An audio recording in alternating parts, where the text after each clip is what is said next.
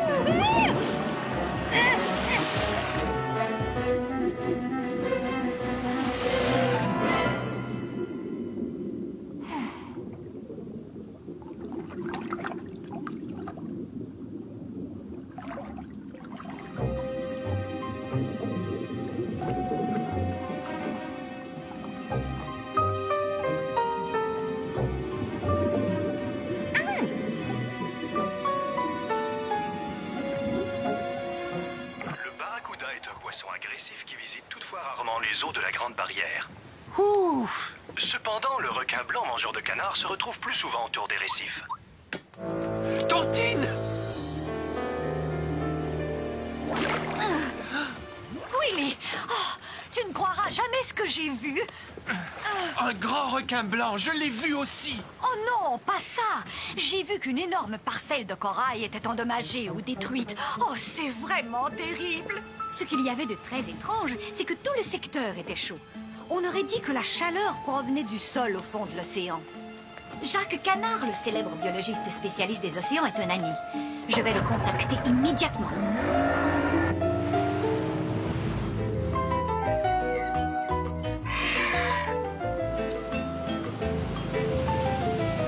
Depuis combien de temps vivez-vous en Australie, Jacques? Je suis arrivé de France il y a 1 an, Willy, mais mon chauffeur Paul a vécu ici toute sa vie.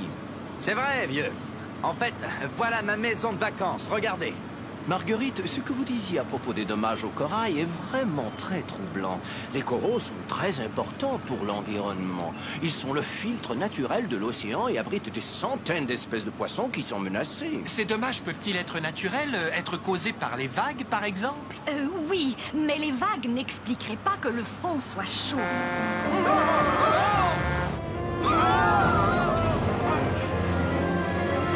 Quel dingo, ce camionneur! C'est la seconde fois que ce type nous fait ça aujourd'hui.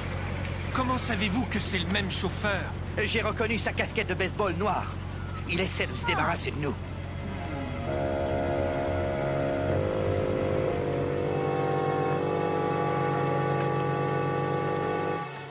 Marguerite, Willy, je vous présente mon équipe. Voici mes collaborateurs, Richard Sarcel, Robert Souchet. Salut! Et enfin, Martine Bernache. Richard et Robert partageaient la maison de Paul sur la plage, mais maintenant, ils ont décidé de vivre à bord du bateau. Pas étonnant, puisqu'on vit tout le temps avec notre équipement de plongée. J'ai rangé vos bagages. Il te faut autre chose, vieux? Oui, essaie de découvrir qui conduisait ce camion. Vite, je peux vous débarrasser? Je préférerais le garder, s'il vous plaît. On va le ranger dans la cabine. Vous ne voudriez pas que la tempête l'envoie par-dessus bord? Non, ce serait dommage. Quelle tempête? Il n'y a pas un nuage dans le ciel.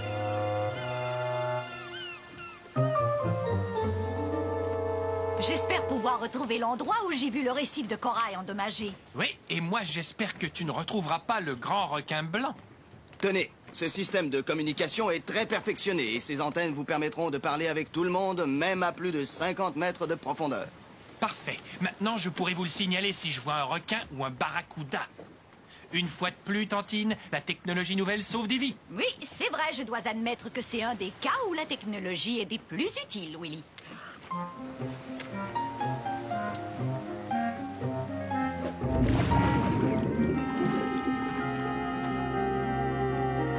Oh, c'est magnifique. Les coraux sont en bon état ici. Oui, mais regardez par là. Oh non, mais c'est terrible. Étrange. La ligne de démarcation entre le corail sain et la partie détruite est si précise, on dirait qu'elle a été tracée par une machine. Ces dommages ont peut-être des causes naturelles. Je n'ai jamais rien vu de pareil. Nous devons immédiatement le signaler aux autorités. Attendez, qu'est-ce que c'est que ça? C'est étrange. J'ai trouvé la valise de Miss Mala. Et voilà son sac à ouvrage. Willy, tu m'entends? À toi. Un instant, Tantine. Dites, qu'est-ce que vous faites là? Je n'étais pas satisfait de la façon dont on avait rangé les bagages. Oui, nous étions en train de replacer les valises. Elles ont failli tomber. Voilà, c'est fait. Salut. Ah ah. Vas-y, Tantine. J'ai découvert un objet étrange. Je voudrais que tu l'examines. Nous remontons à la surface. Message reçu. J'ai découvert une roue dentée. Le nom d'une marque est inscrit dessus.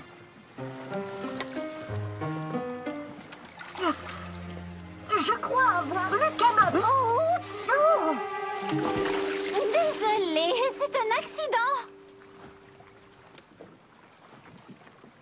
Oh non! Non, Tantine! Reviens! Regardez! Attention, Tantine! Je viens d'apercevoir un requin! Miséricorde.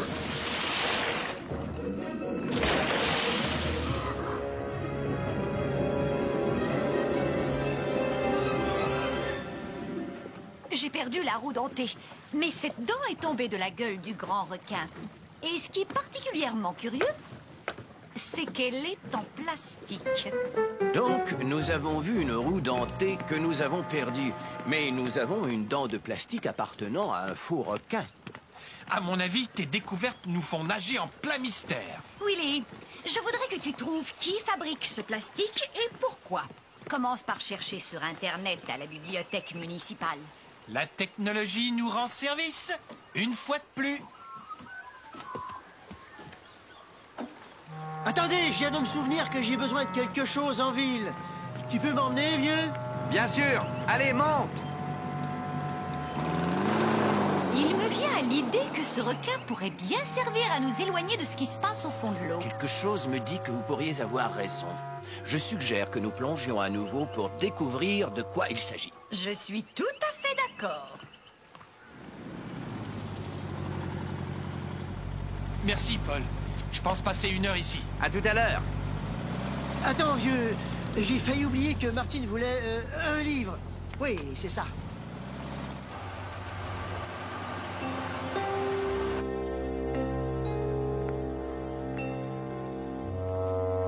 Voyons voir. Liste des fabricants de plastique dans le Queensland. Nous y sommes. Hé! Canopolis Plastique? Canopolis? J'ai déjà vu ça quelque part. Quoi? Il en est propriétaire et président? C'est pas possible.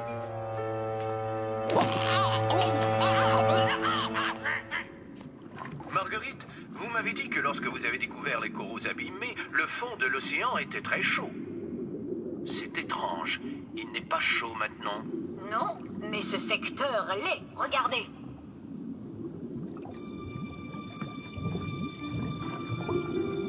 Cette chaleur est extrêmement intense. Elle tue tous les coraux pratiquement sur le coup. J'ai l'impression que nous découvrirons la cause de ce phénomène dans cette grotte. C'est sûrement pour ça que le requin essayait de m'en éloigner. D'où vient ce courant qui nous aspire? Oh, il est trop fort. Je ne peux plus résister.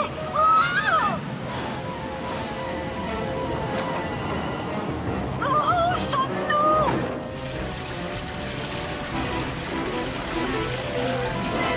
Marguerite Mallard appelle Martine ou Richard. Répondez, à vous. Si nos radios fonctionnaient, je demanderai à votre équipe d'appeler la police immédiatement. Mais il y a de l'air ici. Il se passe des choses étranges par ici. Allons voir derrière cette porte, mon cher Jacques.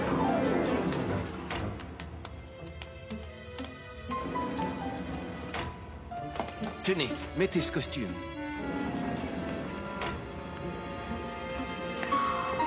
Miséricorde! C'est une ville sous-marine.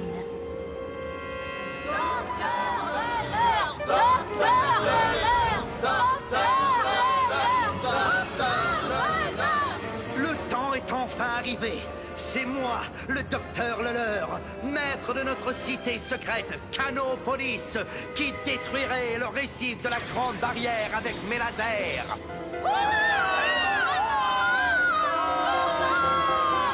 Ensuite, je menacerai de détruire les autres récifs de corail du globe. Les chefs de gouvernement du monde entier devront se plier à ma volonté. Sans cela, tous les poissons et toutes les plantes des océans mourront.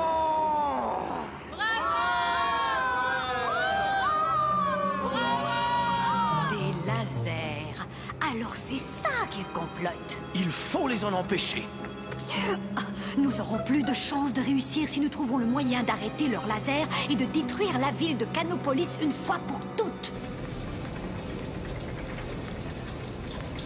Je soupçonne que toute cette machinerie sert non seulement à générer leur électricité et l'oxygène qu'ils respirent, mais fait fonctionner les lasers surtout. Ouais, c'est extraordinaire. C'est ce qu'on Cachons-nous. appelle de la haute technologie. Ça a dû vous coûter une fortune. Vous n'avez pas idée. Ça coûte cher de conquérir le monde. Dommage que vous ne puissiez pas assister à notre victoire. C'est Willy. Bien entendu, vous ne réussirez jamais à mettre votre plan à exécution et à conquérir le monde. Ça va, tout le monde a droit à ses opinions. Jacques, je vais opérer une diversion et quand ils arriveront en courant, vous attraperez Willy. À votre service, Marguerite.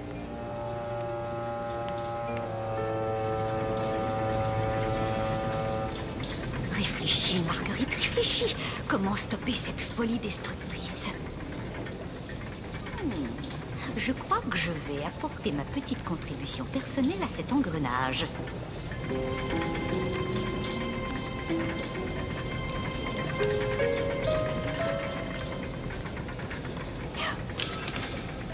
Hein?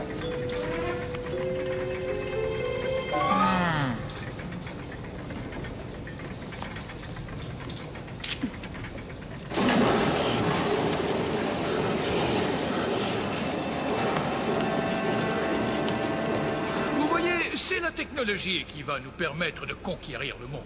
Mais vous vous en servez si mal. Vous allez détruire l'environnement. Bah, la nature a besoin qu'on la contrôle, pas que l'on s'harmonise avec elle. Monsieur, les turbines ont cessé de tourner. Nous ne maintenons plus la pression d'air. L'océan va envahir la ville. C'est très joli tout ça, mais on dirait que la nature se défend contre vous.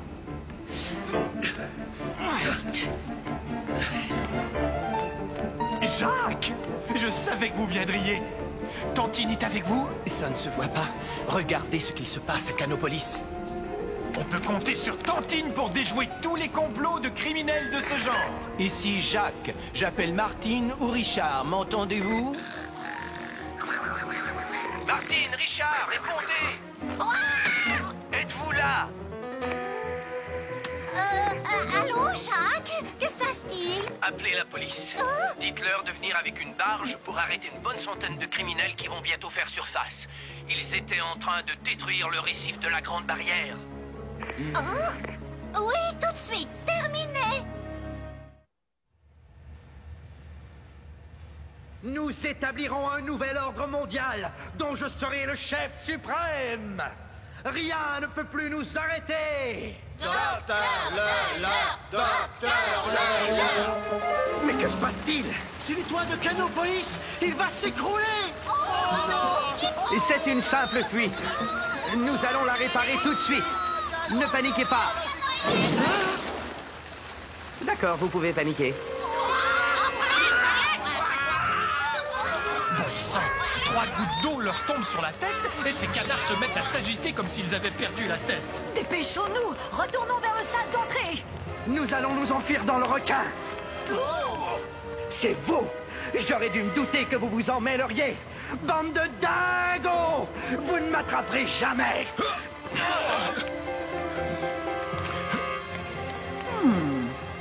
Venez vite, il faut sortir d'ici immédiatement.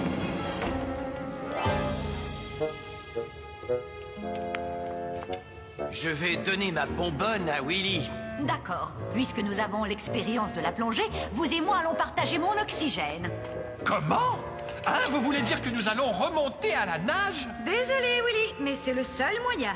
Mais il y a peut-être de vrais requins dans le coin et des barracudas et toutes sortes de petits poissons gonflés avec tout plein de petits piquants. Êtes-vous absolument certain qu'il n'y a pas de sous-marin caché quelque part dans les parages? Même s'il y en avait un, je crois que nous n'avons plus de temps pour le chercher. Ha! On dirait que les rats quittent le navire qui va couler. Ce qu'ils ignorent, c'est qu'une surprise les attend là-haut. Je voudrais faire une déclaration. Je trouve que ce n'est pas une très bonne idée.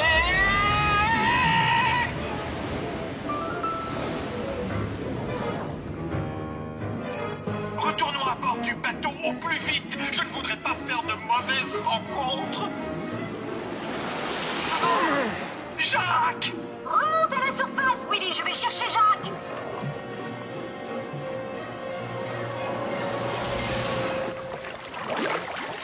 Hey! Tout va bien, capitaine Milouin. C'est Willy. Il est avec nous. Où sont Jacques et Miss Mallard? Ils sont encore au fond. Le requin mécanique les poursuit toujours. Donnez-moi la main, Willy. Vous êtes hors de danger.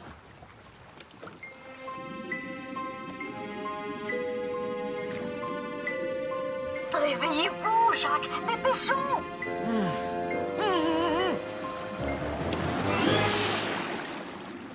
Par là.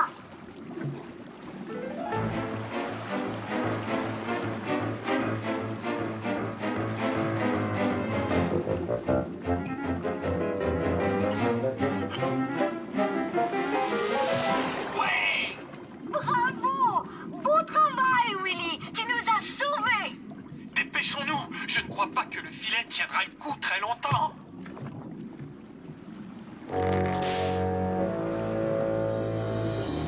Il remonte à la surface. Dieu soit loué. Hé, bienvenue à bord. Tout le monde est remonté? Pas tout à fait. Le leader de Canopolis est encore en plongée. Je ne crois pas, Willy. Le docteur Leclerc s'est échappé, mais nous le rattraperons. Je vous ai tous réunis ici pour révéler enfin l'identité du docteur Leclerc. Au tout début d'une affaire, tout le monde est suspect. Quoi?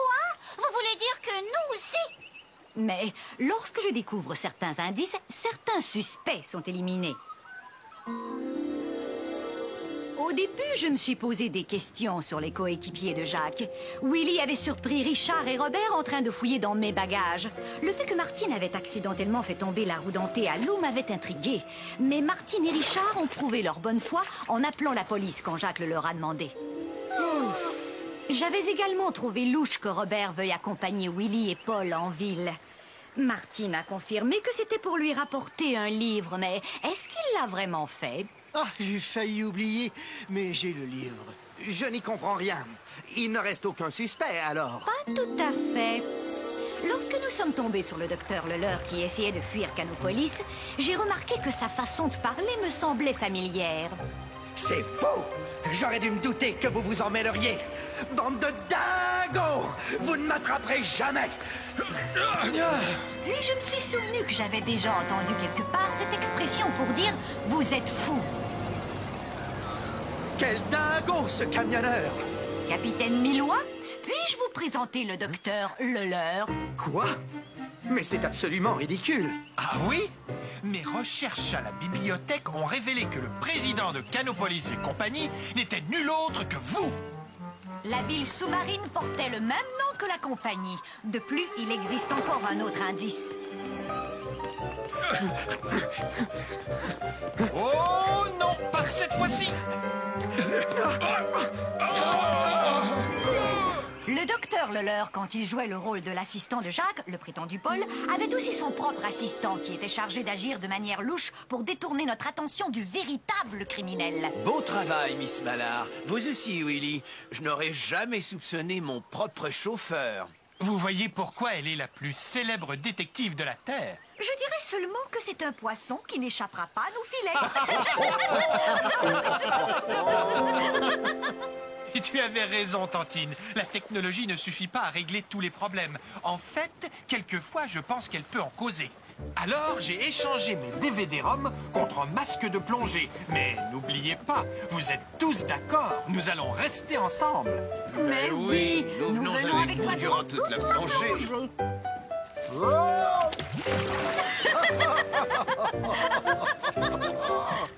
Hey, qu'est-ce que vous attendez? Je croyais que vous aviez promis de venir avec moi. Pas question. Qu'est-ce que vous croyez que nous sommes? Des dingos?